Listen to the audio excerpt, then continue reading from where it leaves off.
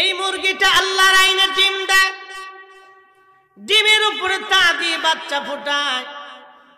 বাচ্চাগুলি ফোটানোর জন্য আমার রব আমার আল্লাহ এই মুরগিটাকে বিদ্যা দিয়ে দিলেন। পৃথিবীর কোনো মানুষ মুরগিকে শিখায় নাই তোমাকে এখানে তা দিতে হবে, বসে থাকতে হবে। মুরগিটা অটোমেটিক দিনের পর দিন রাতের পর রাত বসে থাকে। বলেন মুরগি আইন মানে কার? এই জন্য আল্লাহ বললেন কাইফা তাকফুরুনা বিল্লাহ, কি করে তোমরা আমি আল্লাহকে অস্বীকার করো। অন্য আয়াতে আল্লাহ বললেন ইয়া আইয়ুহাল ইনসানু মা গাররাকা বিরাব্বিকাল কারীম।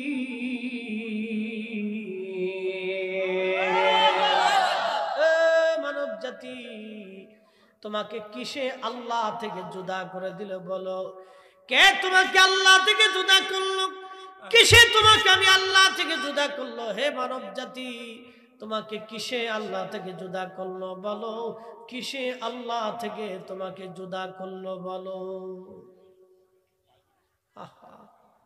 হে মানব জাতি, তোমাকে কিসে আল্লাহ থেকে জুদা করে দিল বলো তো?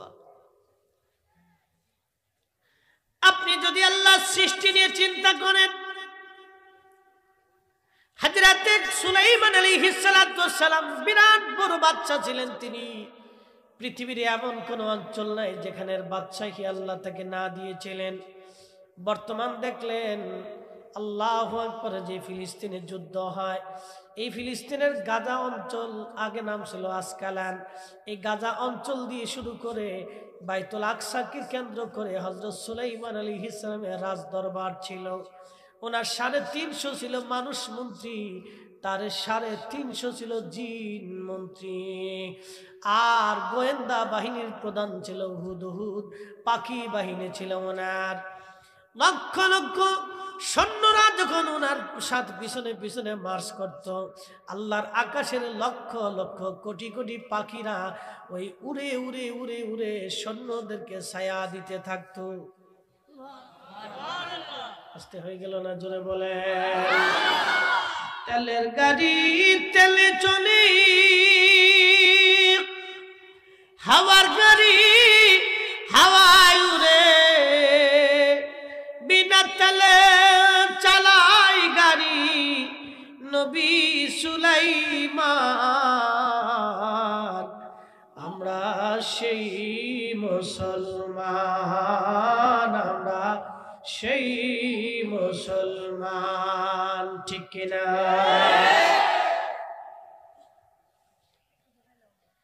এই যে বর্তমানে সিরিয়ার গন্ডগোলের গৃহযুদ্ধের সুযোগ পাইয়া ইসরায়েল গোলান মালভূমি দখল করে নিয়ে গেল। দেখছেন ইহুদিরা কত বড় চিটার, কত বড় চিটার আপনি বুঝবেন না, মারাত্মক চিটার। সুযোগ বুঝে গোলান দখল করে নিয়ে গেছে। গোলান বুঝছেন, এটা বাংলাদেশের মতো একটা এরিয়া দখল করে নিয়ে গেছে, প্রায় বাংলাদেশের মতো প্রায় একটা এরিয়া। এখানে শুধু ফসল হয়, শুধু ফসল হবে, শুধু প্রচুর পরিমাণে ফসল হয়। এটা সিরিয়ার হৃৎপিণ্ড বলা হয়, এটাকে শাম বলা হতো, শামের হৃৎপিণ্ড। জানতেন না যে শাম থেকে শস্য আসতেছে? পুরা শাম, এই সিরিয়া, ফিলিস্তিন, জর্দান, লেবানন, এই পুরা অঞ্চলের এই হৃৎপিণ্ড ছিল এই গোলান মালভূমি। এখান থেকে যত ফসল হতো সারা আরবের এই ফসলগুলি দিয়ে খাবার চলত। এই অঞ্চলটা এখন সিরিয়ার কাছ থেকে ইসরায়েল নিয়ে চলে গেলে এই কয়দিনে, 2 দিনে নিয়ে চলে গেছে। সে বলে দিয়েছে আমরা আরো দখল করব। সে দখল করে নিয়ে যাচ্ছে, সারা পৃথিবী নীরব। আর আমাদের দেশের রাজা বাদশা যারা সৌদি আরবের বড় বড় আমির ওমরা আছেন, তিনারা এখন আঙ্গুল চুষতেছেন বসে বসে। চুষবে না কি করবে? এক একজনের বউ 32টা 33টা, বউ সামলাবে না, যুদ্ধ সামলাবে। কথা কর না কেন? এরার মৌলবীরা আপনার দেশে আইসা আমার মিলাদুন নবী বেদাত, দুয়া বেদাত, ওই শাহজালাল শিরিক, ও অমুক শিরিক, ও তারাবি 8 টাকা, ও মাযহাব মানা শিরিক, খালি শিরিক, খালি শিরিক আর খালি শিরিক। ও দেশের মৌলবীরা আর আমির উমরারা বিয়ে করে করে দুনিয়া শেষ করে ফেলতেছে, ওতে কোনো সময় তাকায় না, আর ওদিকে কোনো ফতোয়া টতোয়া নাই। আপনি জীবনে দেখবেন না কোনো লামাযহাবী যোদ্ধা আছে, মুজাহিদ আছে। পৃথিবীতে যত মুজাহিদ ছিল সব মুজাহিদরা সুফি ছিল, সব মুজাহিদরা সুফি ছিল, সব মুজাহিদরা আহলে সুন্নাত ওয়াল জামাতের অনুসারী ছিল। শাহজালাল ইয়ামানী রাহমাহুল্লাহ শুধু তাসবির পীর ছিলেন না, তলোয়ারের পীর ছিলেন। খাজা বাবা আজমেরি শুধু তাসবির পীর ছিলেন না, তলোয়ারের পীর ছিলেন।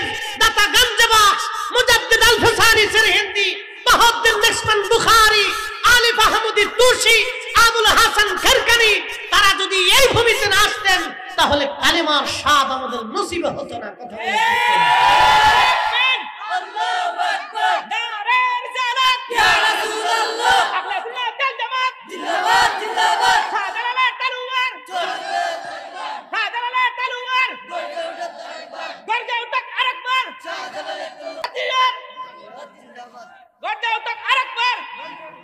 মনোযোগ দেন, আমরা একসাথে বলি আল্লাহু আকবার। আল্লাহু আকবার। ইসলাম সুফিদের মাধ্যমে এই সারা পৃথিবীতে বিজিত হয়েছে। শোনেন, আধ্যাত্মিক ক্ষমতা ছাড়া মুসলমানদের কোনো বিজয় হয় নাই। প্রমাণ আছে? প্রমাণ নাই। আমার কাছে প্রমাণ নাই, না আপনাদের কাছে থাকলেও থাকতে পারে।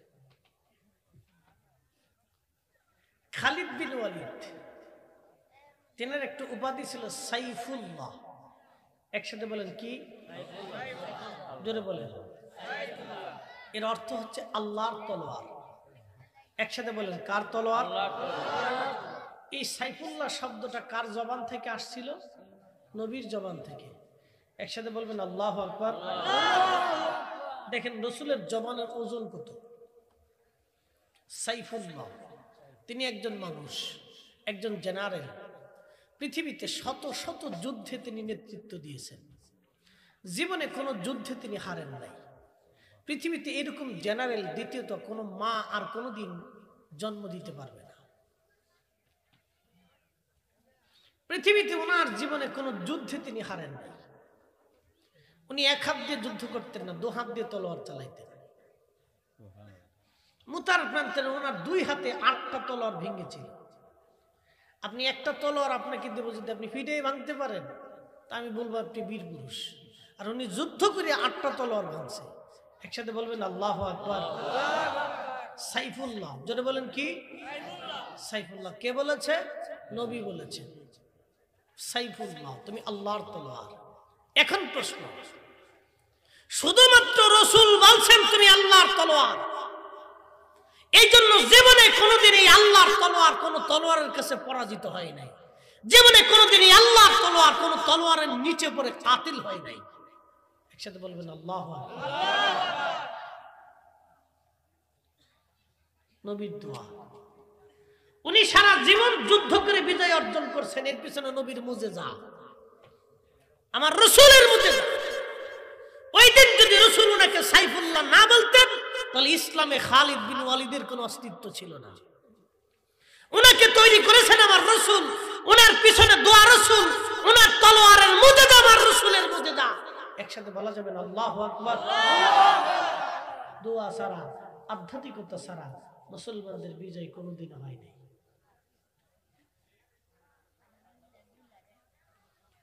প্রিয় উপস্থিতি, নবীগঞ্জবাসী খুব মনোযোগ দিবেন।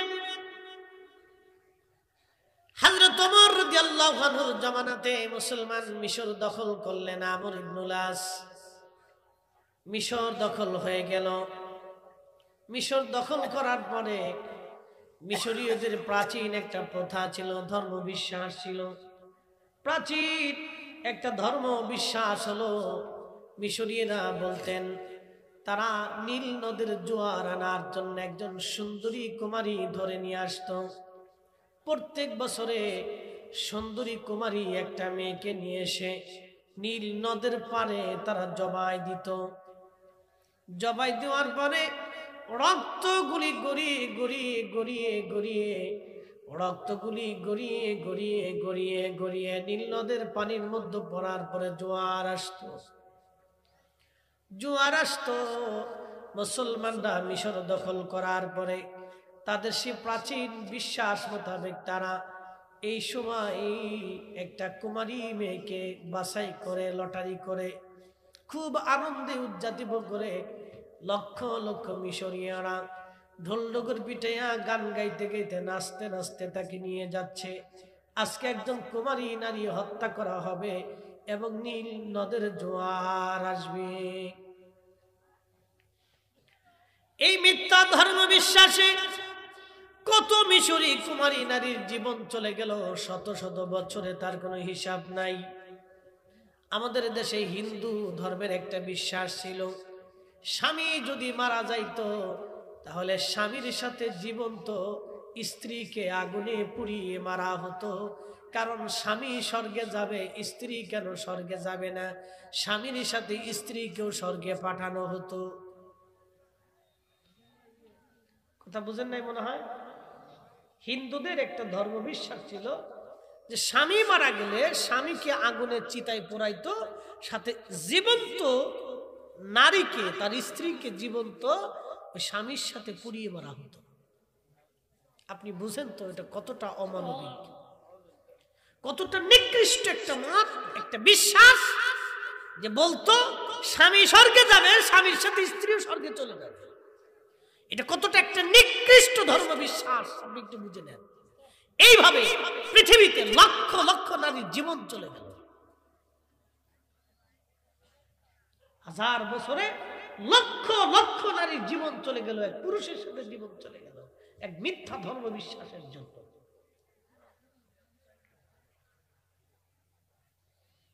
তারা আবার আমাদের দেশে এসে ধর্মের সবক দেয়। তারা ভারতে যাইয়া মুসলমানদেরকে ধরে পিটায় আর মারে আর কয় জয় শ্রীরাম বল। তারা এখন আবার উগ্র হিন্দুত্ববাদ বলতে চাচ্ছে।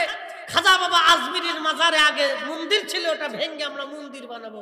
আরে বেটা, তোদের 14 পুরুষও খাজা বাবার সাথে কোনোদিন যুদ্ধ করে টিকতে পারে না। এটা নতুন ফেসবুকে হিন্দু আর কি, কদিন ফেসবুক টিপে হিন্দু হয়েছে আর কি, এটা বুঝে না ইতিহাস।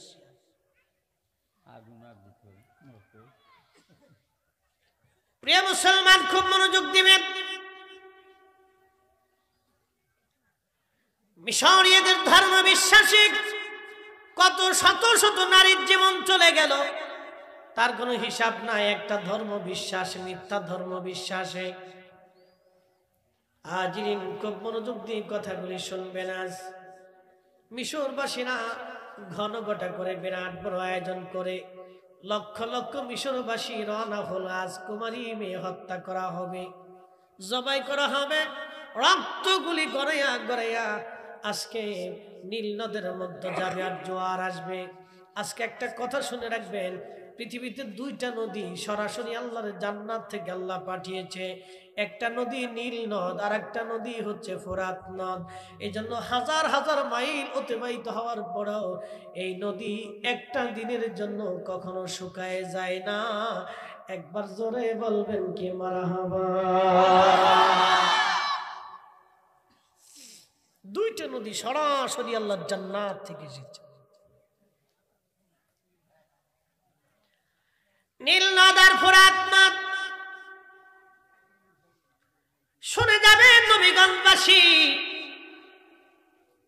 মিশরীয়রা নীল নদে জোয়ার আনার জন্য মিথ্যা বিশ্বাসের উপরে প্রতিষ্ঠিত হয়ে যখন কুমারী মেয়েকে নিয়ে রওনা হয়েছে, সেনাপতি আমর ইবনুল আস তিনি সৈন্যবাহিনী নিয়ে দ্রুত গতিতে দৌড়ায় যাইয়া তিনি মিশরীয়দের সামনে তলোয়ার বের করে দাঁড়ায় গেলেন। মিশরীয়রা, যদি মিথ্যা বিশ্বাসের উপরে প্রতিষ্ঠিত হয়ে আজকে একটা কুমারী মেয়েকে তোমরা জীবন্ত হত্যা করো, আমি সেনাপতি আমর ইবনুল আস বলতেছি, এ দেশ এখন মুসলমানের দেশ, এ দেশে আল্লাহর আইন চলবে, আল্লাহর নবীর আইন চলবে। তোমাদের এই মিথ্যা বিশ্বাসে কুমারী কোন নারীর জীবন যেতে পারে না।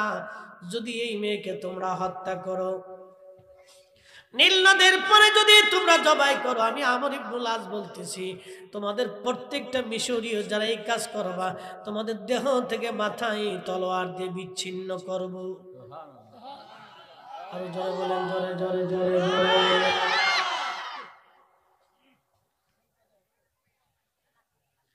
মিশরবাসী ডাক দিতে, সেনাপতি আমর ইবনুল আস, বুঝলাম তোমাদের আইন চলবে,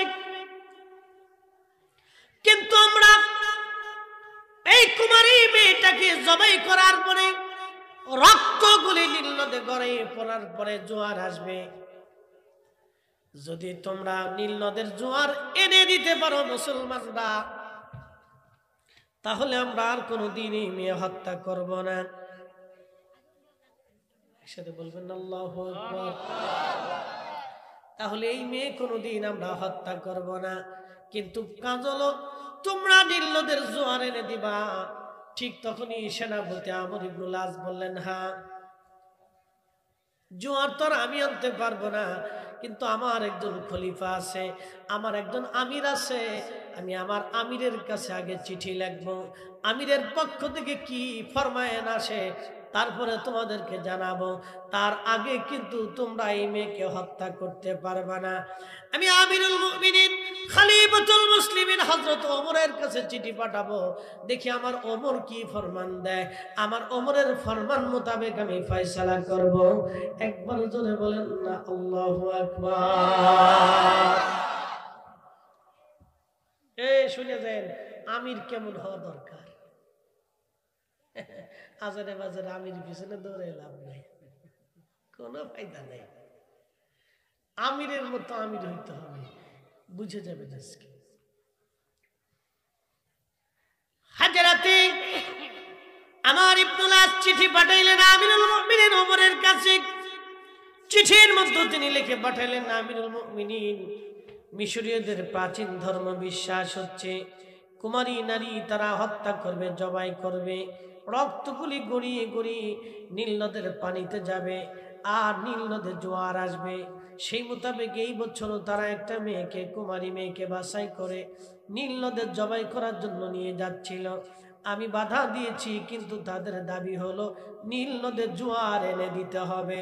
যদি আমরা জোয়ার এনে দিতে পারি তাহলে কোনোদিন আর এই নারী হত্যা হবে না। বিশ্ববিখ্যাত মুহাদ্দিস হাদিস বিশারদ ইমাম আবুল ফরাজ ইবনুল জৌজি তিনি তিনার কিতাব উয়ুনুল হিকায়াতের মধ্যে তিনি লিখেছেন, আহা, খুব মনোযোগ দিয়ে শুনবেন। হযরত ওমর রাদিয়াল্লাহু আনহুর কাছে চিঠি চলে গেল মদিনায় মুনাওয়ারায়। হযরত ওমর চিঠিখানা পড়লেন, চিঠিখানা পড়ার পরে হযরত ওমর আরেকখানা চিঠি লিখলেন, তিনি আরেকটা চিঠি লিখলেন। চিঠির মধ্যে লিখলেন, হে নীলনদ, আমি আমিরুল মুমিনিন ওমর ইবনুল খাত্তাব বলতেছি, তুমি নীলনদ যদি আল্লাহর হুকুমে প্রবাহিত হও, তাহলে আমি ওমর বলতেছি তুমি আল্লাহর হুকুমে প্রবাহিত হয়ে যাও। আর তুমি যদি আল্লাহর হুকুমে প্রবাহিত না হয়ে নিজের ইচ্ছায় প্রবাহিত হও, তাহলে হে নীলনদ, তুমি প্রবাহিত হওয়া লাগবে না।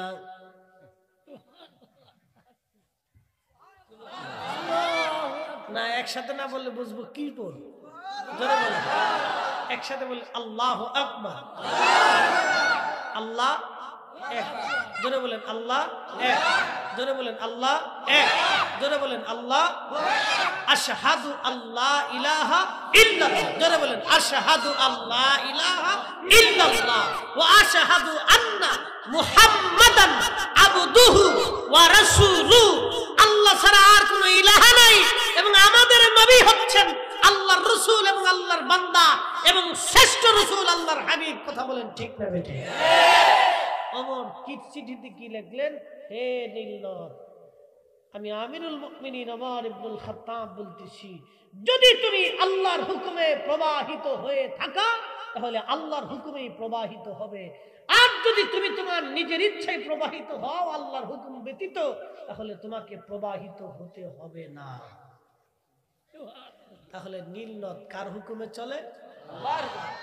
তাহলে নীলনদের জন্য আলাদা কোনো দেবতা, পৃথিবীতে বৃষ্টির কোনো দেবতা, পৃথিবীতে আকাশের কোনো দেবতা, পৃথিবীতে লক্ষ্মীর কোনো দেবতা, পৃথিবীতে কোনো ওই যৌনের দেবতা, পৃথিবীতে কোনো মনসার দেবতা, পৃথিবীতে আল্লাহ ব্যতীত আর কোনো ইলাহ নেই। এটা হযরত ওমর দেখিয়ে দিচ্ছেন আমির হইলে এরকম হইতে হবে। এরকম আমির আধ্যাত্মিকতা ছিল শাহজালালের ভিতরে, যার কারণে বাংলাদেশে ছিলেন বিজয় হয়েছিল। এই আমির ছিলেন খাজা বাবা আজমিরি, যার কারণে যেদিকে তাকিয়েছেন বিজয় হয়েছে। এই আমির ছিলেন মুজাদ্দিদ আল-ফিসানি সেরহিন্দি, যেদিকে তাকিয়েছেন বিজয় হয়েছে। এই আমির ছিলেন সাহেব কেবলা ফুলতলি, যার কারণে কোটি কোটি মানুষ ওনার দিকে রুজু হয়েছে। কথা বলেন ঠিক না বেঠিক? আমির আমিরের মতো হতে হবে, তাহলে বিজয় হবে। নতুবা বিহুদে হুদে দৌড়ে দৌড়ে ফড়ায় ফড়ায় জিন্দিগিতে কোনো লাভ নাই।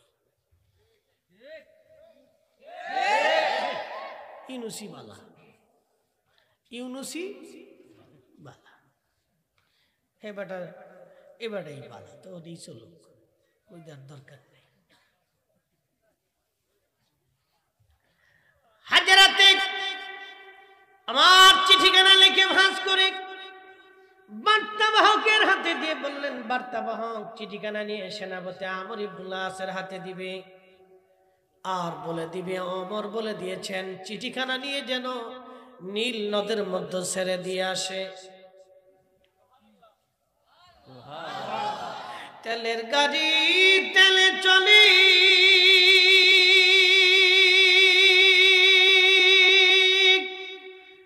হাওয়ার গাড়ি হাওয়ায় উড়ে, বিনা তেলে চালাই গাড়ি নবী সুলাইমান। আমরা সেই মুসলমান, আমরা সেই মুসলমান, ঠিক কিনা?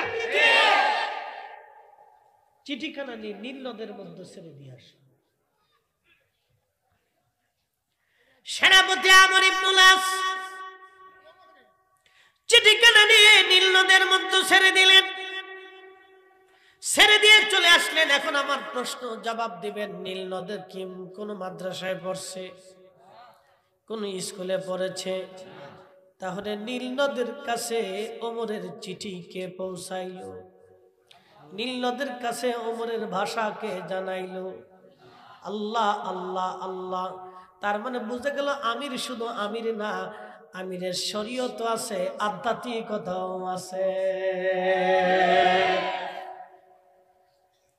শুধু আমির আমির না, আমিরের শরীয়ত আছে, আধ্যাত্মিকতাও আছে।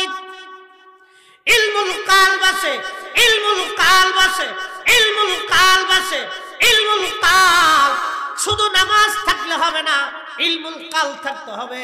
শুধু হাদিস জানলে হবে না, ইলমুল কাল থাকতে হবে। আমিরের যদি ইলমুল কাল না থাকে, তাহলে ওই আমির দিয়ে কোনোদিন বিজয় অর্জন করা সম্ভব না।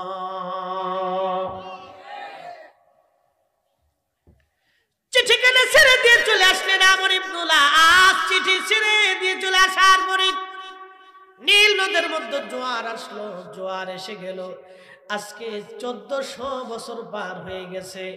একটা দিনের জন্য, একটা বছরের জন্য 1400 বছরের ইতিহাসে আর দ্বিতীয়বার চিঠি পাঠাইতে হয় নাই নীল নদে, দ্বিতীয়বার কোনো মেয়েকে জবাই দিতে হয় নাই। জোয়ার এসে গেল, আজ পর্যন্ত জোয়ার ভাটার জন্য চিঠি পাঠাইতে হয় নাই, মেয়ে হত্যা করা লাগে নাই। তিনি আমাদের আমিরুল মুমিনিন ওমর রাদিয়াল্লাহু আনহু, যাকে দেখলে শয়তান 40 দিন ওই রাস্তা দিয়ে হেঁটে যেত না। তিনি সেই আমার নবী বললেন, আলাইকুম বিসুন্নতি, তোমরা আমার সুন্নাত মানবে, ও সুন্নাতিল খুলাফায়ে রাশিদিন আল মাহদিন, তোমরা আমার খুলাফায়ে রাশিদিনের সুন্নাত মেনে চলবে। হযরত ওমর 8 রাকাত তারাবি চালু করেন নাই, নবীর মসজিদে তিনি 20 রাকাত তারাবির নামাজ চালু করলেন। আজকে ওরা কারা যারা 8 রাকাত তারাবি চালু করলো?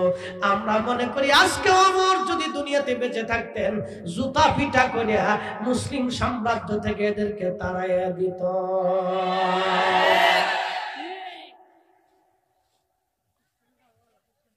বুঝতে কোনো অসুবিধা না, একবারে ডাইরেক্ট, বাকি ঝুঁকি নেই। বুঝে যেতে হবে। ফাআলাইকুম বিসুন্নতি ওয়া সুন্নাতিল খুলাফায়ের রাশিদিন আল মাহদি, তারা হেদায়েতপ্রাপ্ত খলিফা, যাহা নিয়ম করেছে এটাই ঠিক, ওনারা যাহা বলেছে এটাই ঠিক, ওনারা যাহা করেছে এটাই ঠিক। উনি সেই ওমর, তিনি চিন্তা করলেন নারীরা যদি 5 ওয়াক্ত মসজিদে জমাতে আসে তাহলে ফিতনা বাড়বে, ফিতনা বাড়বে, ফিতনা বাড়বে। নারীরা 5 ওয়াক্ত জমাতে মসজিদে আসলে গেলে ফিতনা বাড়বে।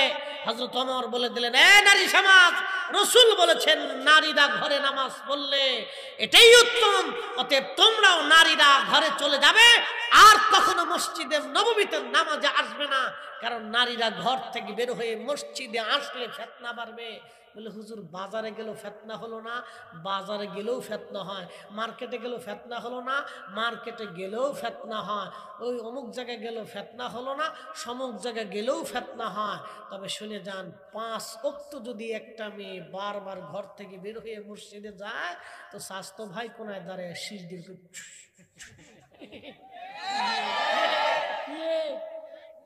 কত সময় পর্যন্ত নিজেকে কন্ট্রোল রাখবে না? আগুন আর মোম এক জায়গায় রাখলে ওটা গলবেই, ওটা গলবেই, ওটা গলবেই। শেষে হয়তো শীষ দিয়ে আমি আসির এই কোনায়, বাস নামাজ পড়তে যে ওই কোনায় চলে যাবে। কি না না শেষ।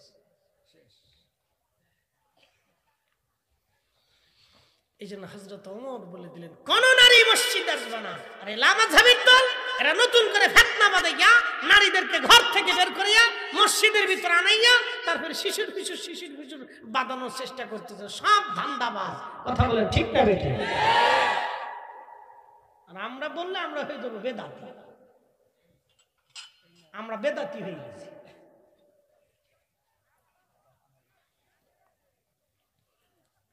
প্রিয় মুসলমান নবীগঞ্জবাসী, বুঝে যাবেন আজ হযরতে সুলাইমান আলাইহিস সালামের কথা বলছিলাম। বিরাট বড় বাহিনী নিয়ে উনি রওনা করেছেন। এমন সময় পিঁপড়ার দল, পিঁপড়ার ওয়াজ করতেছিলাম। পিঁপড়া, এই পিঁপড়ার দলের যে মালিক আছে বাদশা রানী, এই রানী তখন ডাক দিল, ইয়া আইয়ুহান নামল, হে পিঁপড়ার দল, উদখুলু মাসাকিনাকুম। কোরআনে আল্লাহ সূরা নামলে লেখছেন উদখুলু মাসাকিনাকুম, তোমরা উদখুলু মাসাকিনাকুম, তোমরা গর্তের মধ্যে তাড়াতাড়ি পালাও। এই পিঁপড়া তাড়াতাড়ি আয়, গর্তের মধ্যে পালা। একসাথে বলবেন আল্লাহু আকবার। কে ডাক দিছে? পিঁপড়ার রাজা, মহিলা রাজা, এই জন্য নমল শব্দ আসছে। ইয়া আইয়ুহান নাম, এ পিপলিকার দল, তাড়াতাড়ি গর্তের মধ্যে পালাও। সুলাইমান আসতেছে, কারণ পিঁপড়াই যে ধমক দিছে, কথা বলতেছে, এটার আওয়াজ সুলাইমান আলাইহিস সালামের কানে যায় লাগছে। তাহলে কানের পাওয়ার কত? এই কানের ভিতরে কি মেশিন বসানো চলে দেখেন। ফাতাবাসসামা দাহিকা, সুলাইমান আলাইহিস সালাম মুস্কি মুস্কি হাসে, আল্লাহ কি শিখাইলা আমারে তুমি, কি বিদ্যা দিলা যে পিঁপড়াই কথা কায় হে তাও জানি। আল্লাহু আকবার। এই বিদ্যা এখনো পৃথিবীতে আছে। কথা বলেন, এই বিদ্যা এখনো পৃথিবীতে আছে, কিন্তু সবার কাছে নাই। এটা যাদের কাছে আছে তাদের কাছে যাইতে হলে একবারে সর্বপ্রথমে হালালের জিন্দেগি গঠন করিয়া দুনিয়াকে লাথি মেরে আল্লাহর জন্য নিজের জীবনকে কুরবানি করতে হবে। কথা বলেন ঠিক না ঠিক? এটা সবাই পারে, কিন্তু আবার যেটার মোজ দাঁড়িয়ে এক হয়ে গেছে এটা হইতো না। একদল আছে কোনটা মোজ কোনটা দাড়ি নিজেও কইতে পারে না। 7-8 দিন শরীর গোসল মোসল করে না, শরীর দেখে পাড়ার গন্ধ। ছি ছি ছি ছি, চিন্তা করে মৃত্যু পানি লাগে। এটা হচ্ছে শাহ সুফি, নাম দিছে কি শাহ সুফি। এবারে যদি শাহ সুফি হয় তাহলে শাহ শয়তান কেনা? কি কথা কন না কেন? প্রশ্ন করে জবাব দিবেন, আল্লাহ পাক না না পাক? না না, জোরে বলেন, আল্লাহ পাক না না পাক? তো যে বেটা মুইতে পারিল না, এই বেটার জিকির কোনটা করব না? আল্লাহ না পাক পছন্দ করেন। বলেন বলেন তো, রসুল পাক না না পাক? আরে রসুল এত পবিত্র ছিলেন যে 1450 বছর আগে মানুষ যখন পেশাব করে ঢিলা নিতে হবে কল্পনাতেও ছিল না, তখন আমার রসুল পেশাব করে ঢিলা কুলুপ করে, বাথরুম করে ঢিলা কুলুপ করে, পানি ব্যবহার করে, তারপরে হাত দিয়ে মাটিতে ধুয়ে তারপরে দেখাই দিছে এইভাবে পবিত্র হতে হবে। কুকুরে খাবারের পাত্রে মুখ দিলে নবীজি শিখিয়ে দিয়েছেন 7 বার মাটি দিয়ে ধুতে হবে। কয়বার? আপনি সারা জিন্দেগি সমস্ত আপনার যে ল্যাব যেটা আছে পরীক্ষার জায়গা, কুত্তায় যদি কোনো পাত্রে মুখ দেয় আপনি সাবান দিয়ে এবং হাই কোয়ালিটির ওষুধ দিয়ে আপনি ধুয়ে দেখেন ওই পয়জন যায় না। মাটি দিয়ে যখন ধুবেন 7 বার ধোয়ার পরে তারপরে ওই পয়জনটা যায়।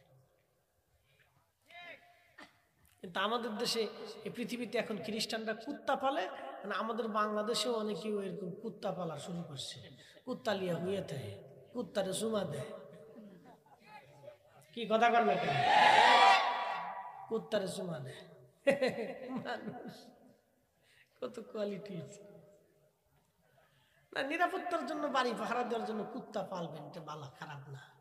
কুত্তা বেইমানি করে না, কুত্তায় বেইমানি করে না। আপনি ঘুমাইবেন, রাত ভরে পাহারা দিব, ও ফলাইতো না, চোর আইব, চোরের পিছনে ঘেউ ঘেউ ঘেউ ঘেউ করবো। আর মাসিক কোনো বেতন টেতন নাই, ওরে কোন রকম খাবার টাবার দিলেই চলবে, কম্বল খাতা না, একবারে কম দামে পাহারাদার। যেমনি সারা দেশে চোর বাড়ছে, এখন কুত্তার দরকার। কি কথা বলবেন?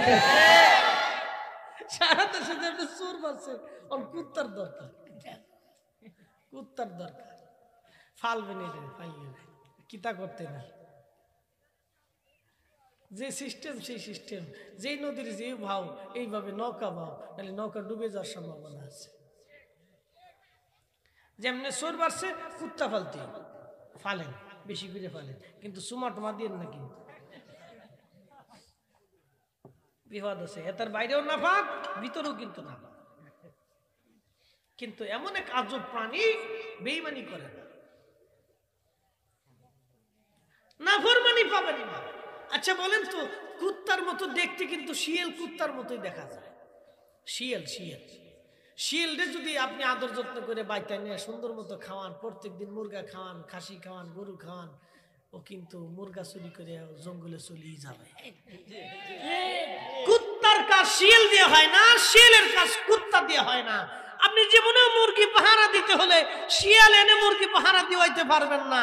অতএব আপনাদেরকে বলে যাচ্ছি, নারী সমাজদেরকে পাহারা দিতে হলে নিজের বোনের পাহারা নিজের ভাইকে দিতে হয়, নিজের কন্যার পাহারা নিজের বাবাকে দিতে হয়, নিজের স্ত্রীর পাহারা নিজের স্বামীকে দিতে হয়, নিজের মায়ের পাহারা নিজের সন্তানকে দিতে হয়। এটা করলে কেন ঠিক?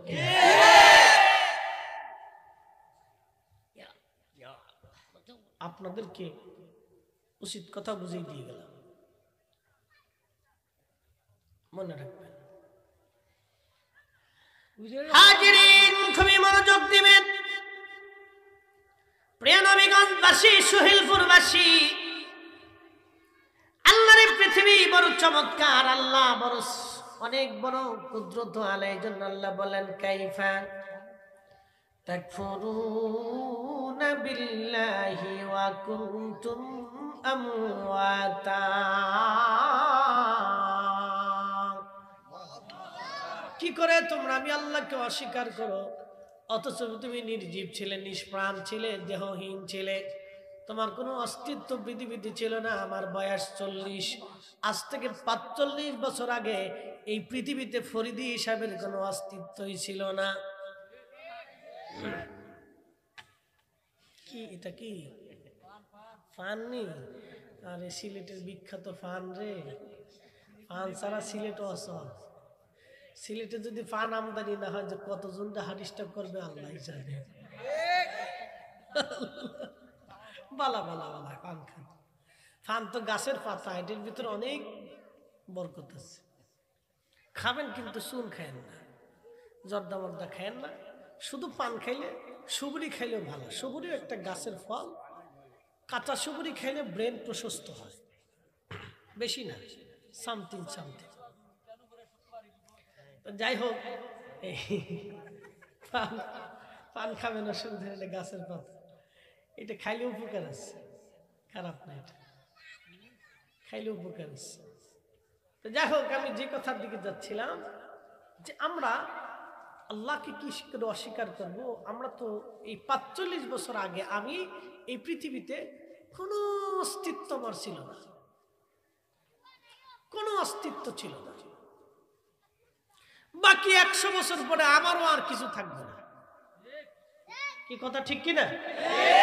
আমারও আর কিছু, আপনারা যারা আছেন আপনাদেরও কিছু থাকবে না। এই জন্য আল্লাহ বলছেন তোমরা কি ছিলে?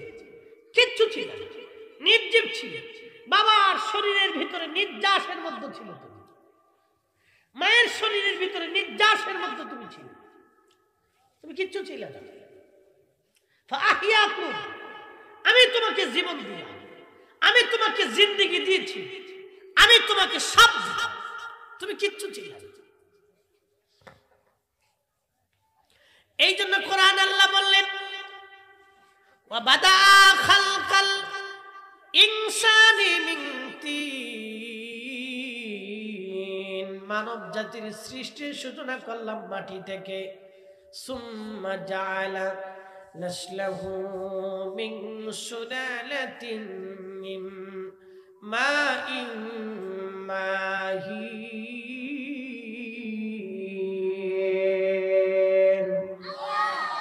কখনো তোমাকে যদি ভুলি, হেদায়েতের আলো জেলে নিয় কাছে তুলি,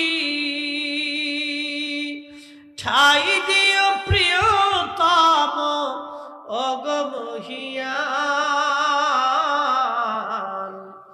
তুমি রহমান, তুমি মেহেরবান। অন্ধ গাহে না শুধু তোমারি গুণগান, অন্ধ গাহে না শুধু তোমারি গুণগান। বুঝেও বুঝে না তবু শান, তুমি রহমান, তুমি মেহেরবান। আল্লাহুম্মা সাল্লি আলা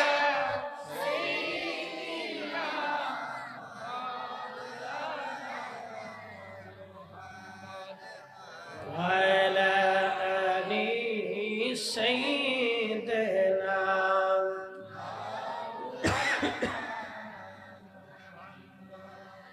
নবীগণবাসী মনোযোগ দিবেন।